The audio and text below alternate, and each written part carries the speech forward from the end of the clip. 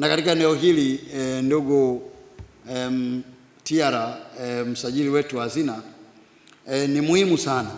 Tunajua kwamba hii dira haiwezi kuwa ni wimbo wa kila siku katika hali ya kawaida, lakini tunapozungumza kwamba hiyo wimbo wa kila siku, manake serikali imetoa vision ndefu ya kuanzia leo mpaka mwaka 2050.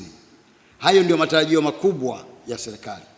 Lakini sisi ndani ya serikali tunataraji kila taasisi miongoni mwenu itengeneze mipango yake ya miaka mitano ili iweze kuakisi dira na nini matokeo yanatarajiwa. Na kwa kufanya hivyo, manake pia ndani yake mtakuwa na mpango wa mwaka mmoja. Kwa maana kila mtu, kwa mfano leo hii ukizungumza juu ya eneo kama la misitu, kwa mfano kutoka kwa mama yetu pale wa TFS, maana tunachotaraji ni kwamba tunapohubiri uwepo wa mazingira, tunazungumzia mazingira ambayo ni uoto wa asili na mazingira yote, kwamba tunataraji tuone kwamba nchi yetu iwe na mpango kwamba ndani ya miaka mitano, kama ni misitu tunapanda miti inakuwa mingapi, lakini pia tunalinda vipi maliasili zetu tulizo nazo leo. Maana wakati mwingine unaweza kuwa unafanya kazi, lakini kazi ile isilete matunda yanayotarajiwa kwa sababu hakuna mpango wa utekelezaji wa majukumu hayo. Kwa hiyo manake tunataraji kila taasisi kwa namna moja nyingine mwende mkatengeneze mipango hiyo, lakini mipango hiyo iakisi kile ambacho kimeandikwa kwenye dira. Kwa sisi ambao tunasimamia utumishi wa umma, kwa namna moja nyingine lazima tuangalie utumishi wa umma huu tunautengenezaje ili uweze kutoa matokeo ambayo yanatakiwa.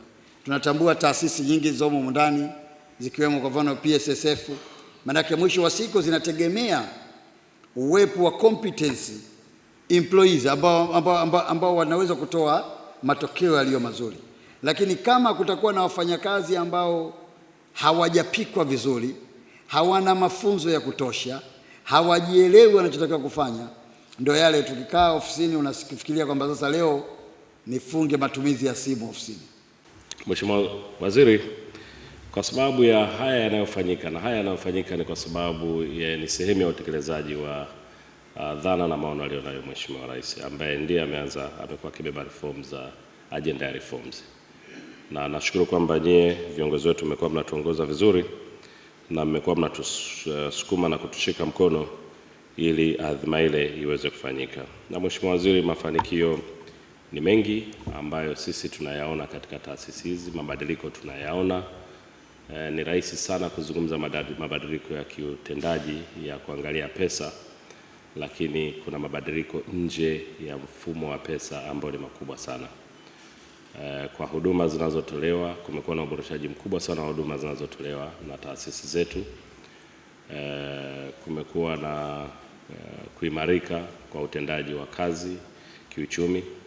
Kumekuwa na kupungua utegemezi kwenye mfuko mkuu wa serikali, lakini pia tunaenda kuweka ajenda maalum ya kuhakikisha kwamba by kipindi fulani taasisi zote kwa ukubwa wake ziache kutegemea, ukiacha zile ambazo kweli zinastahili sana.